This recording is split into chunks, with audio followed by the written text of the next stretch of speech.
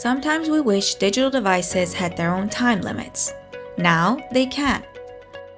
Safe Smart Screen lets you track and limit the time your kid spends on their device. Let's take a look at how it works. This chart shows your child's screen time on a daily and weekly basis. The green line represents your child's average screen time, so you can see how much they use their devices each day of the week.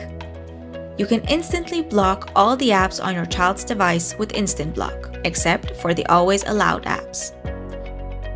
If you want to add a smart screen, tap on Add Smart Screen, choose a name for your smart screen rule, set a start and end time for your child's screen time, specify how much your child can use the device in the chosen time frame by setting a usage limit.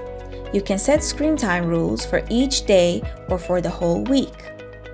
If you want to set this rule for certain weekdays, tap on Set this rule for custom days. Choose the days you want to impose the rule on and tap Done.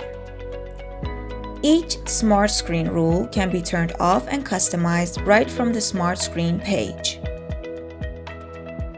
We've also provided a preset Smart Screen for bedtime that blocks all apps on your child's device from 9 p.m. to 6 a.m. to help them sleep better, except the Always Allowed apps.